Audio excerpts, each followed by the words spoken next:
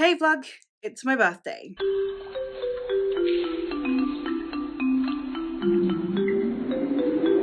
Today, Monday 6th, is actually my birthday. I did celebrate it yesterday because obviously my kids and my husband are gone all morning and then my mum works evenings. So we literally can only get together all together on the weekends. So we celebrated my birthday yesterday, which was lovely. And I'm really glad that I celebrated it yesterday because I've been having a migraine all day today. So far, not the best birthday. But again, I'm treating yesterday as my birthday and today's just a Monday. I'm feeling better now. I've had to have my crisis meds, but the problem is my crisis meds. So basically, I've mentioned this before, I have two types of meds for my migraines. I have mild ones, which is when I can feel a migraine coming on, but a lot of the time my migraines will also come on in my sleep, and then I don't notice until it's kind of too late that I am having a migraine, and then I wake up with a migraine and that makes me feel really ill, and then I need my crisis meds. I use my crisis meds, but they render me unconscious. Essentially, they just knock me out. So I needed to make sure that my kids were ready for school and off to school before I could have my crisis meds. So I had those once the kids were gone, and then I've just been sleeping for a lot of the morning. I've since gotten up, had a shower. I do feel better, so the meds have worked, but I can't work out this morning, which I really wanted to. My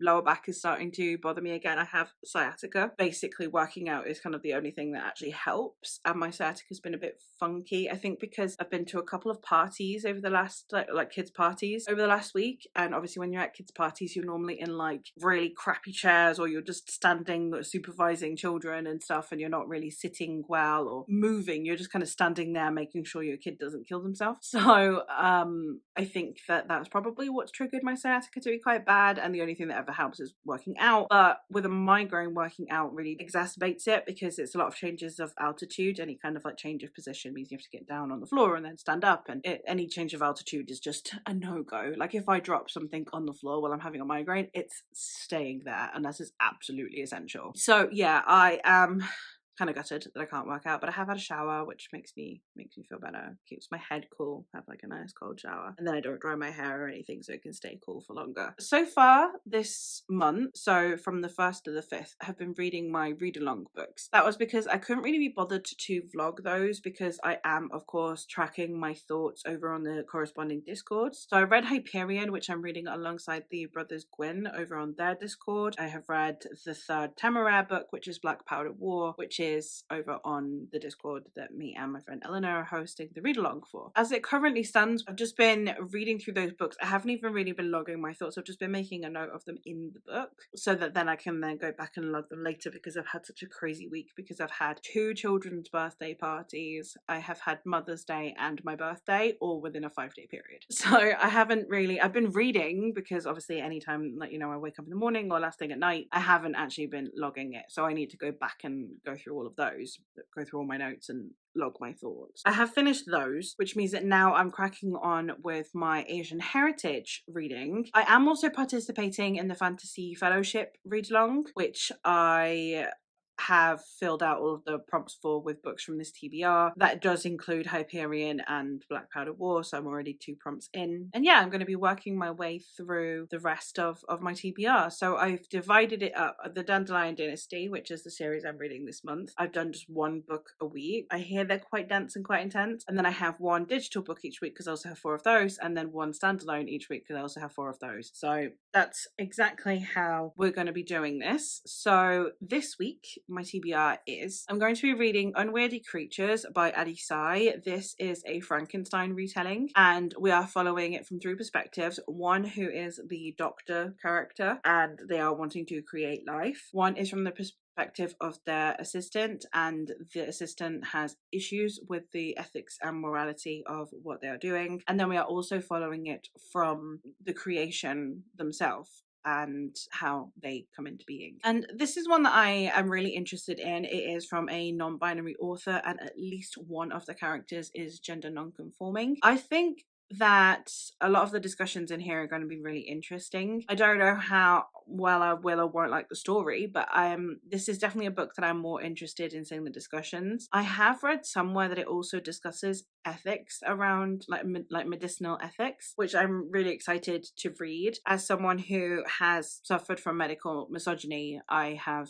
huge hormonal problems and they are quite debilitating. And I spent most of my adolescence having to wrestle with doctors for them to take me seriously. Reading books around the ethics of medicine is something that I am very interested in. I think I might be a bit close to home if it does actually touch upon relevant topics to me, which I doubt, but just the discussions around the ethics and morality within medicine, I'm always really excited to read. So I'm really excited for that one, and I am really glad that I'm actually this month being able to read more gender non-conforming authors, because I did miss the trans readathon that happened back in March because I didn't see it notified until it was already underway. So I'm really glad that I'm still managing to incorporate gender non-conforming authors into the rest of my reading for the year. As for the standalone for this week, I'm going to be reading Babel by R.F. Kuang. This is, of course, another one that very, very heavy on the thematic discussions. That's exactly what I come to R.F. Kuang for. I have heard a lot of people say that it's not necessarily that you'll love this if you loved the Poppy War. I think that's more in a narrative sense, because obviously the Poppy War is epic fantasy and this is dark academia with a tiny hint of fantasy.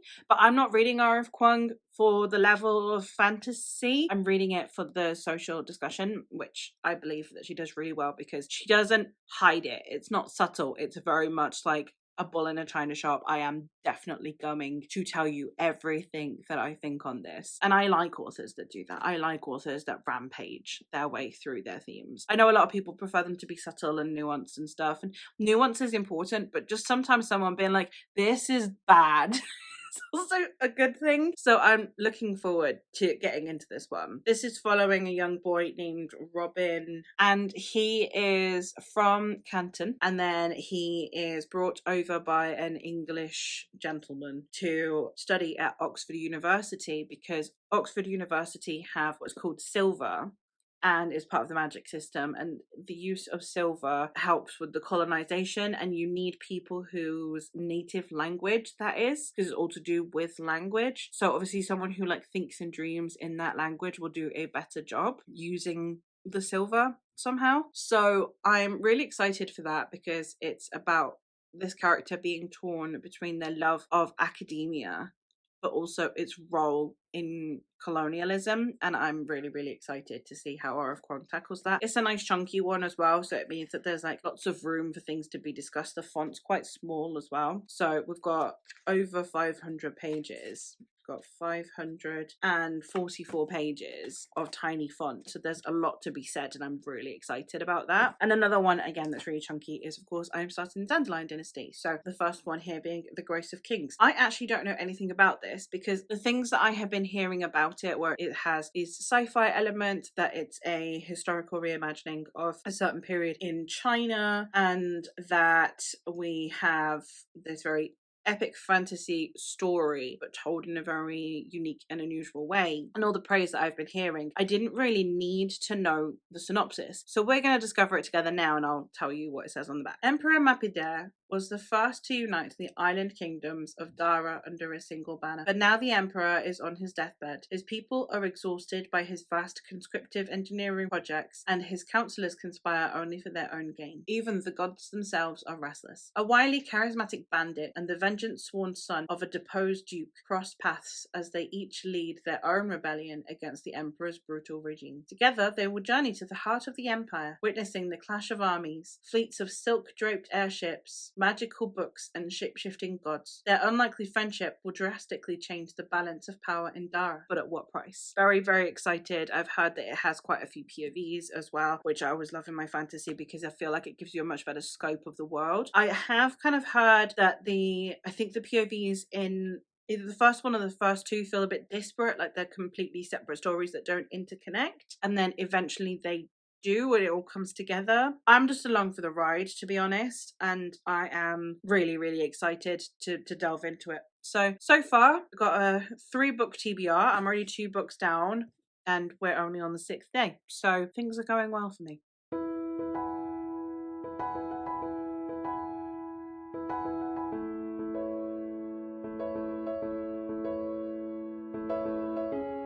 So I am about to be heading out in a few minutes, so I thought I would quickly update you because I have not really had time today. It's my niece's last day, so we're going out for dinner, but we need to go down to town because I live on a mountain. We need to go down to town with my mum when she leaves for work, which is at 3. So that leaves me with kind of a lot less time in my day than I would usually have. I need to get my kids sorted, need to make sure that I've packed my snacks and stuff until dinner time. So it's just all been a little bit chaotic. In the meantime, I thought while I get ready, I would update you on my reading. So I have been reading The Grace of Kings by Ken Liu. I am now on page 135.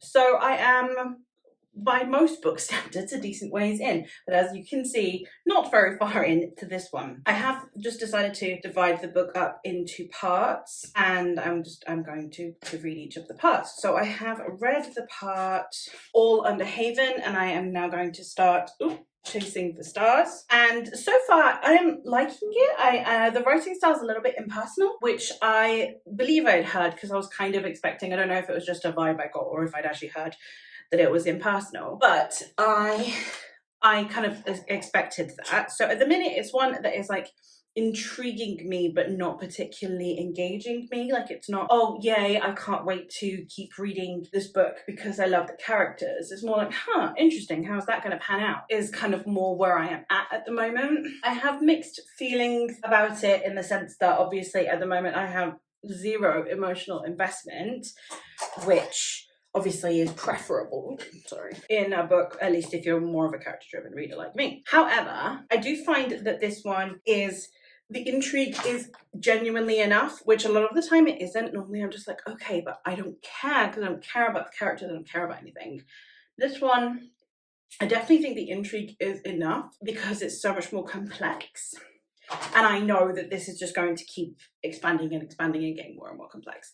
So far I'm really liking that aspect. So I'm hoping that just eventually I will become a bit more like invested in the story instead of just curious about it. I am also reading Unwieldy Creatures by Addie Sai. I think about 40 pages in. I've left my Kindle in the other room. Let's go in the other room. Far from ideal, but you'll have to bear with me. I am on page 40, so I am starting a new chapter, 15%. And I'm liking this so far. It's a weird one because it's one of those that has, sorry about all of the laundry in the background. Today's been busy. Okay, don't judge me. It's definitely one of those that I find very interesting because, so for example, the author very much is clearly wanting to discuss the themes that come with Frankenstein. I'm sure I've mentioned this as a Frankenstein retelling, and wants to play with the themes of Frankenstein but through a modern lens. And obviously a lot to do with Frankenstein also has a religious connotation because it has the notion of, are you playing God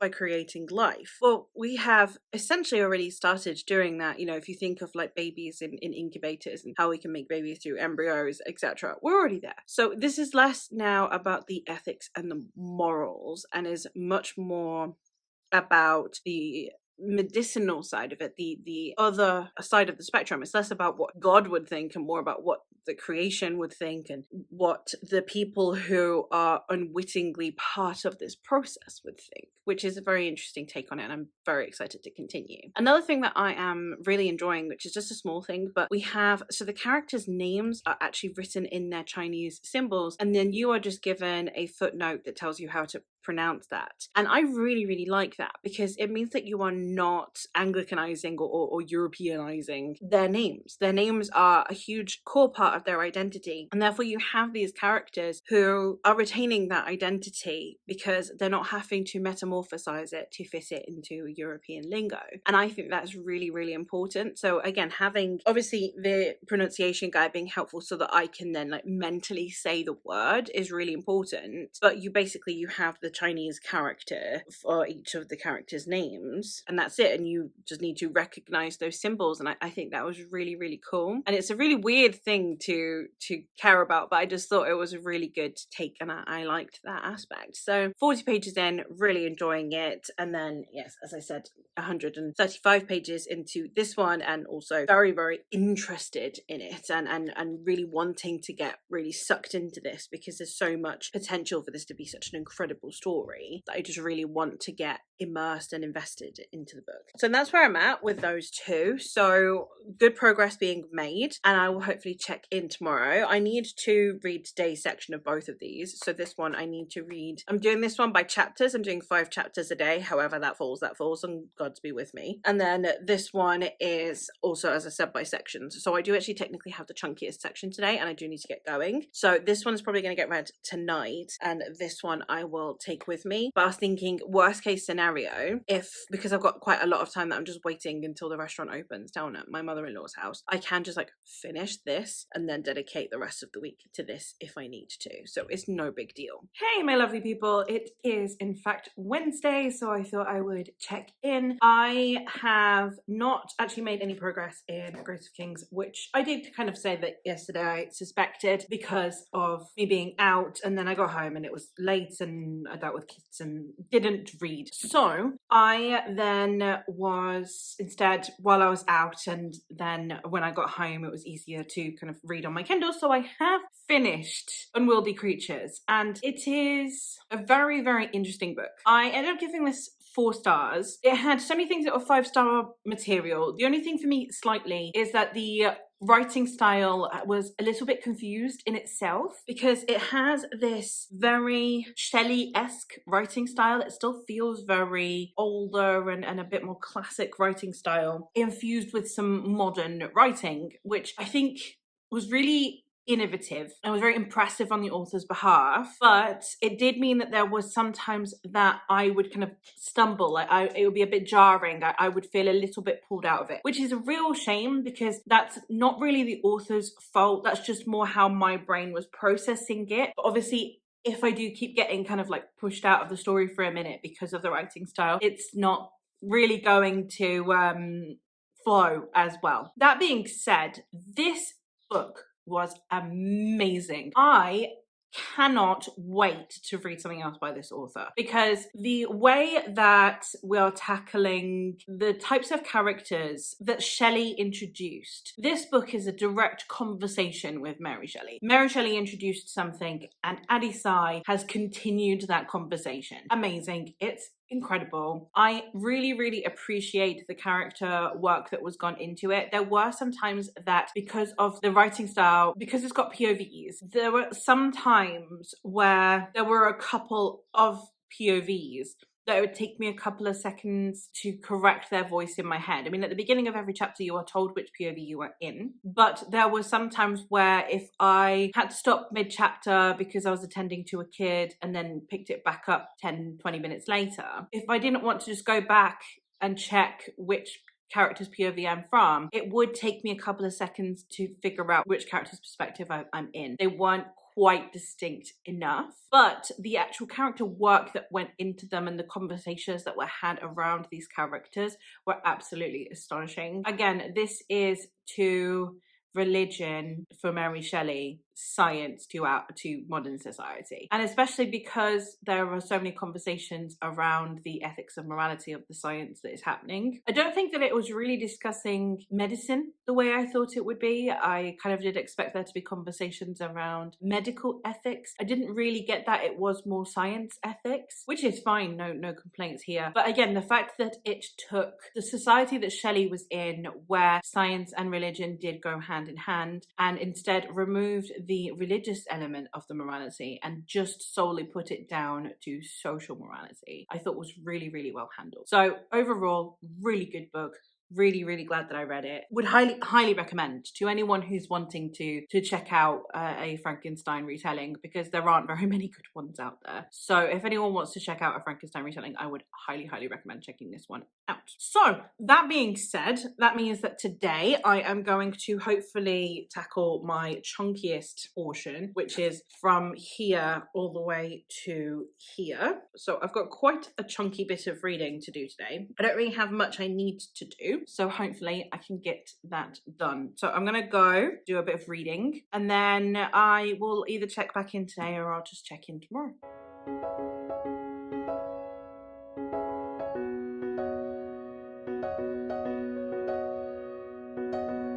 Good morning, my lovely folks. It is rather early still on Thursday, but I am now a decent ways into the Grace of Kings. I do actually, in fact, only have the last part to go. So I have read now all of this and I am just missing this last bit. I read the whole of Tuesday's chunk yesterday, which was Wednesday. So I would have liked to have been completely done with this today, but we shall see, because I am going to be quite busy this afternoon and I don't know really when I'll get the chance. So we'll see. But I've at least made most of the progress that I wanted to make to kind of catch up, and then I've just got this smaller bit at the end going on. I am really still enjoying this. It is a very interesting story. It is a very discussion heavy book, I suppose, in terms of the politics that are going on and the social impact that has. It's very epic in the way it discusses war, the way it discusses empires and the potential fall of empires, rebellion, uprisings, etc. All the things that you would want from an epic fantasy. I think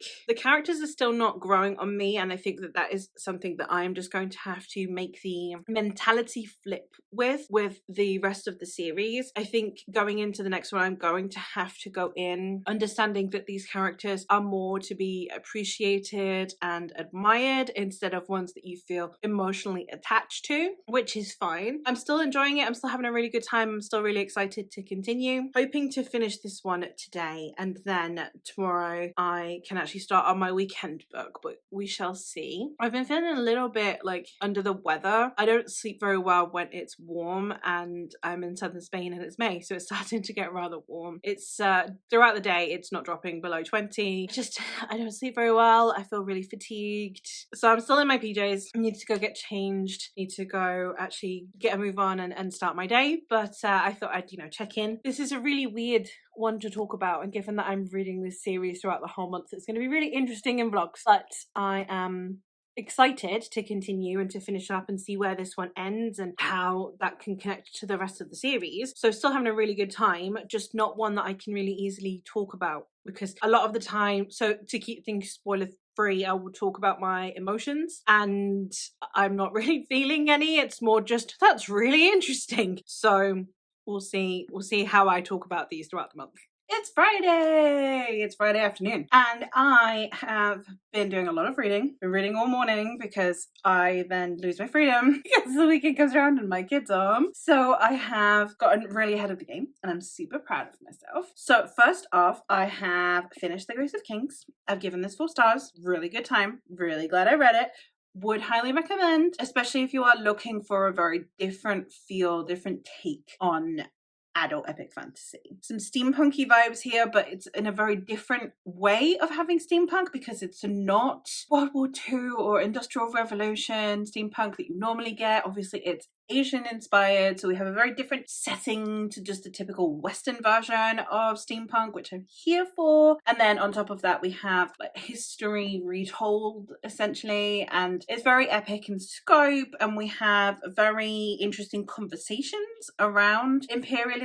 I think I've said this already. So a very, very interesting book. It ended in a very interesting manner. I am excited to continue on with the series, but I don't have a huge amount more to say as it stands about that one. However, because I only had a tiny bit of that one left, because I did actually read some last night as well, so of this one it's only because I was literally falling asleep, otherwise I would have finished it. I think I had like 2 chapters left of this one, so I read that before breakfast this morning while my kids were getting ready for school, and then we went out and did shopping, and then I came home and all I've done is read, and now I am on my final book for this vlog, and that is Babel by R.F. Kuang. I'm super excited. I love The Poppy War by R.F. Kuang, one of my favorite series. I was very excited to be getting into this one. I did kind of want to do like a clip before I get in gushing about how excited I am to get into this book, but alas, I came home and I read instead. I am now on page, where are you? 92. I have finished book 1. I am hoping to spend the afternoon getting to book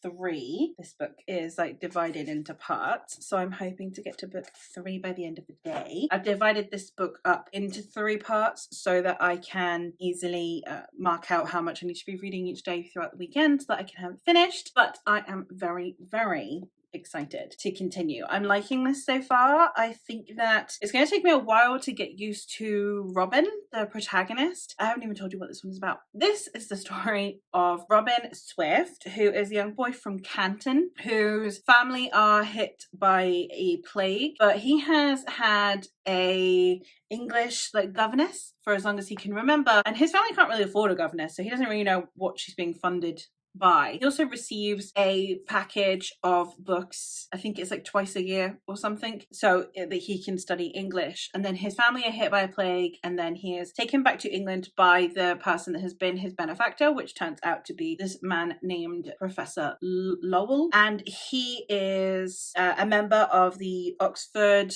Linguistics Society, and he wants to enlist Robin into Oxford because in Oxford there is the Tower of Babel, and in the Tower of Babel it's the language and linguistics department, and it includes the manipulation of silver, which helps with colonizing the globe essentially, and the easiest way to do that is through language. So it's all about the importance of being bilingual to the point where you can even think in two languages, where you fully understand the nuances and the grammar of a language, as opposed to it just being that you can speak it. And as someone who is bilingual, I find that really relatable with Robin, because they'll ask you questions about how your brain works in two languages, and unless you can speak two languages, it's very hard to describe. So I think that having Robin here on the page is actually really good, because I think that it depicts it well. It depicts being bilingual really well, which I'm fairly certain R.F. Kuang is also bilingual, so the authenticity clearly comes from Kuang's experiences. So I'm really enjoying that factor, and I'm really excited to continue. But yeah, Robin, it's gonna take me a little while to get used to. I'm hoping that when he gets older he will feel a little bit less cold. At the minute he's a traumatized child who has lost his family, had to move country, and is in a entirely new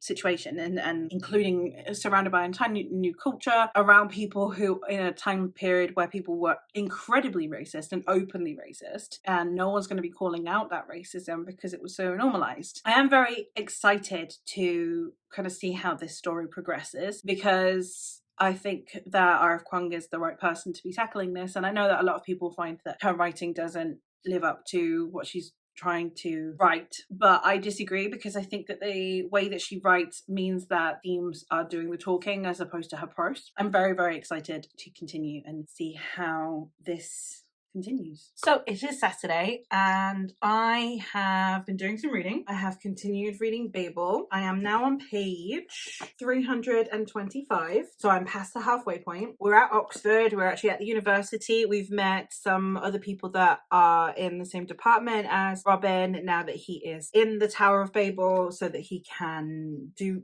study linguistics and language. We've met Rami, who is from Calcutta. So we've got some new characters, and it's very interesting because I think that R.F. Kuang did a really good job of discussing how different immigrants will handle immigration differently. And Rami is a very interesting character because he plays with the racism he experiences in a really interesting way. He's from Calcutta, and he basically, if anyone ever asks him where he's from, he actually mentions that he is distantly royalty, that he's from local royalty because of the way the governance works in his country being very different to how it is in the UK. So he's from lesser nobility in his country, and that he's come to England despite this. And therefore people if they're going to be seeing him as other, they might as well see him as admirable other, which I think was really interesting and really well done. So I really like that. I'm really liking Rami as a character because I really like the interactions that causes between him and Robin, but I also really like, again, the way that it contrasts the different types of way that people who are in a foreign culture will handle acclimating or not acclimating in this case because of them constantly being perceived as other. So I really liked that, and I think that it's handled really well and it's done in a really interesting manner. I think that Rami is also really good for bringing Robin out of his shell, because Robin is the kind of character, obviously when we see him, he's in a very traumatic position because his family have just died. When he's with the professor, it's very much well, I would literally be dead. I would just be back in Canton and I would be dead. So he doesn't feel anything but gratitude, but the kind of gratitude that kind of puts you at someone's mercy, at someone's behest. Rami, I think, is more along the lines of this person's my benefactor because I provide them a service, they provide me a service. So it means that while Robin has constantly made himself small and pliable to whatever the professor needs. Rami's just like, yeah, no, I'm an individual, I'm a person, and this is how this works. So it's really good for bringing Robin out of his shell and actually letting Robin have a personality. So I really appreciate that, and I'm really liking that. So the interactions so far are doing really well. The thematic discussions are, of course, also therefore amping up, and the discussions around colonialism and the way that England just decided to take over the globe. The role that language and cultural appropriation worked within this time period as well, the way that erasure of culture happens, the way that you do very much have this notion of British superiority, where British culture is like the pinnacle of society and that everyone else needs to be civilized, which is so gross. But yeah, I'm really liking all the conversations that are being had, and I really love the discussions around academia, which is the part that is kind of the pivotal part of this one. I really like the way that we're talking about academia in this, because it is very much not only tackling the fact that obviously the subtitle is every act of translation is an act of violence or an act of treason or whatever it was. It's not just that, it's academia at large is inherently racist, because most of the respected academics that we will cite and that we will look back at tend to be white people. So in academia, a lot of the thoughts, a lot of the scientific foundations all come from crediting a white person. It could be that they went and they discovered these medicinal practices that have been used for centuries in the Aztec world, for example, who were notoriously more advanced medicinally than we were in Europe. But then, they see an Aztec person perform, brain surgery, and they're like, oh, well, I know how to do that. And then in academia, it's the person that said, the white person that says, oh yeah, I also know how to do this now, that gets credited for like founding that. So it's the discussions around academia at large in this are very interesting, because it is very much like how academia is only really respected if it comes from certain people, and otherwise it kind of gets cast off as like superstition or as unfounded. It's not been scientifically proven. It's like, yes, it has, it's just not been scientifically proven by someone that you would credit. So I like all of those discussions. I think that R.F. Kuang, obviously this is a little bit academia is racist 101. Like, I don't think that this is going to necessarily, anyone who is interested in anthropology and anyone who's interested in history, who already know a little bit about how academia functions in the sense of accreditation, in the sense of excluding people of color, excluding women. Anyone who's kind of looked into that, if you look into the chances that Einstein's works were probably co-authored with his wife, but we only credit Einstein. And if you looked into any of that, this is just reaffirming that, and then potentially also giving a slightly different angle to that. At the end of the day, it is coming from a woman of color, so we are getting additional information, but it's not necessarily going to be, I had never thought of these things. It's just additional information, other angles, and obviously then a fictionalized version of that to enhance the conversation. So having a really good time with that. I am now going to go and fill out my magical readathon journal, because I still have not done that, and it is the 11th and I still have not filled it in. This is my magical readathon journal for anyone who gives a shit, because it was magical readathon last month, and I've got all of my little like page thingamabobs in here. I've got stats pages that I do. So I want to at the very least fill in what I read, which would go in the spring equinox, and then I've got the compulsory subjects and then the others. So here is where I would potentially fill that in, and then I got these here for the law quest, so I'll fill in any of the things that I read for the law quest here, and then I'll do statistics here. So we shall see how much of that I actually get done today, see if I do some of it tomorrow. But yeah, that's where I am at. I need to go fill this in, so I'll take you along for the ride.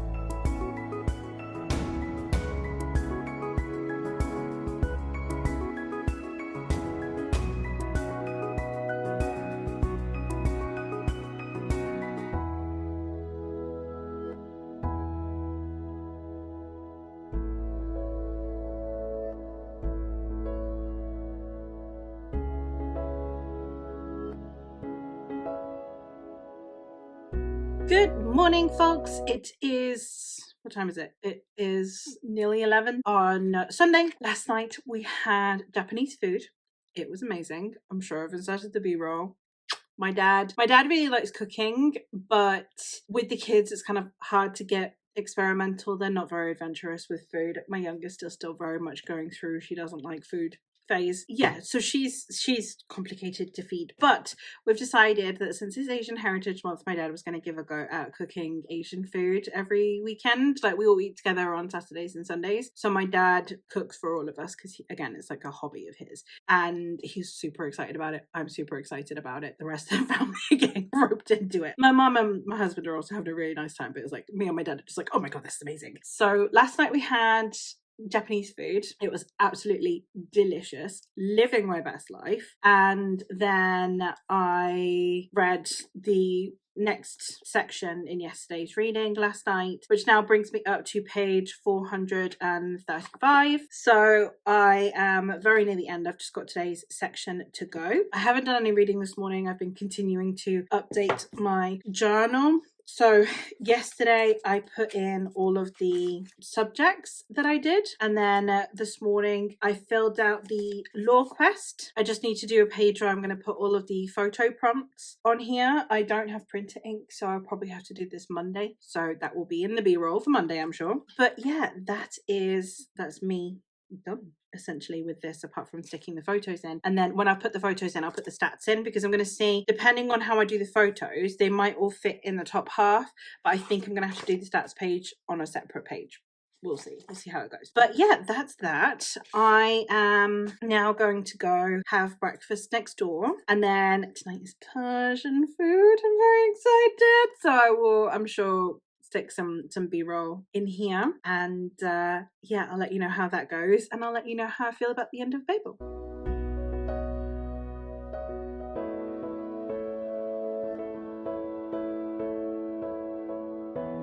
Hey Bookaholics, so welcome to the end of the reading vlog. It's actually Monday. I did indeed have Persian food, and now I've put the B-roll in here. Having such a good time with having Asian food. I mean, we have Chinese food and Indian food pretty regularly. They're very frequent in this household. Just changing it up. Again, we had Japanese, and then we had Persian this weekend. Next weekend we've got Vietnamese and Korean lined up. So just, I'm living my best life. I'm having a great time. I have indeed finished Babel. I've ended up giving this one 5 stars. I mean, I feel like that's no surprise. This is one that I knew I would love. I feel like, you know how some people, they get like super excited for a book and then they have these super high expectations, and then the book, through no fault of its own, can't actually match those expectations, and then the person reading it ends up like not loving it as much as they'd hoped. Mine is kind of the opposite. Mine is like, I can hype myself up so much for a book that I am here for it, I am down for it, I am ride or die. So I don't know how much of my 5-star rating of this is just me being from the get-go like, this is going to be the book for me. I don't know. I did a reading vlog for Dark Academia last year, and the only Dark Academia that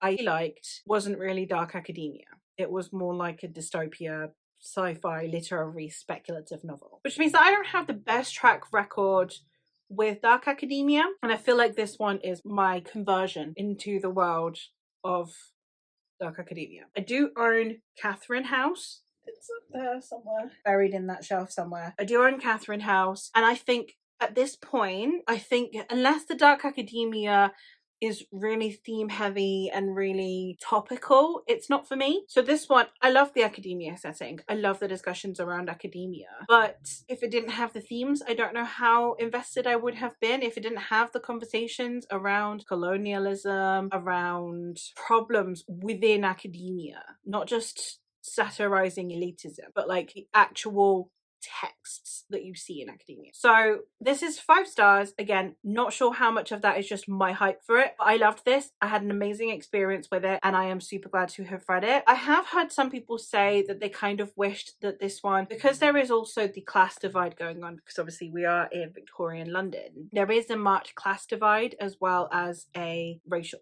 divide. And I have heard people say that they kind of wish that the class divide and the impact that a revolution has on the lower classes have been discussed. I understand, but that's not the purpose of this book. And I feel like if you read any dark academia, they don't bother to discuss anything but elitism. So then finding the only dark academia that has this level of praise that is by an author of color, and wanting a discussion that is about race and colonialism and the impact of academia to also have to contain other topics, when we demand no topics at all of white authors. Like, realistically, what are the actual themes of A Secret History, which is lauded, and no one is really out there being like, well, you didn't talk about this thing, you didn't talk about this thing. No, the conversation for this one is about colonialism and the impact of colonialism, including the use of translation in academia within that violence. That is the point of this book. On the one hand, I understand there are so many other things that can be discussed. Why is that Babel's problem? Why does Babel have to discuss all of the social issues of that time period when that's clearly not the aim of the book? So yes, I understand why people would want that, but you cannot critique the book for that, because that's not its intent. There, I said it. Did very much enjoy this book, and I am glad to have read it. Which means that wrapping up this week, I read Unwieldy Creatures by Addie Sai, which I ended up giving 4 stars. I read The Grace of Kings, which I also ended up giving 4 stars. Again, super excited to continue. And then we have Babel by R.F. Kuang, which solidifies R.F. Kuang as one of my favourite authors, with a 5-star rating. That is everything from me. So let me know how your first full week of May is going. Let me know how you guys are celebrating Asian History Month if you are. Oh, I need to go through the Fantasy Fellowship prompts. Bear with me. I need to check what the fellowship prompts are. 1 second. Okay, so Unwieldy Creatures is for the Beep Boop 2-point prompt, which is a book no one is talking about. Then for the Grace of Kings, it is a Wasteland 2-point prompt, which is for reading a book that is an author's debut. I appreciate that Ken Liu had written things before, but this is his debut novel. It is stated on his website and stuff that this is his debut novel. If it is using debut in its descriptors, I feel like it counts. So debut novel by this author. And then the last one is the Fantasy Fellowship bonus prompt for 4 points, which is a book set in your favorite time period. I am really fascinated by Victorian era, and especially the impact that that has on a global stage, not just, you know, Dickensian style. So I've used Babel for that. So that is it. Now I am actually done with this vlog. So because it's Monday, I'm going to literally go out of this one and straight into the next vlog, introducing all the books that I plan on reading this week. So if you're interested in getting more content from me and seeing what else I read for Asian Heritage Month and for the Fantasy Fellowship Readathon, you know, you might want to subscribe. But that is all from me for today. So thank you ever so much for watching, and I'll hopefully catch you in another one soon. Bye!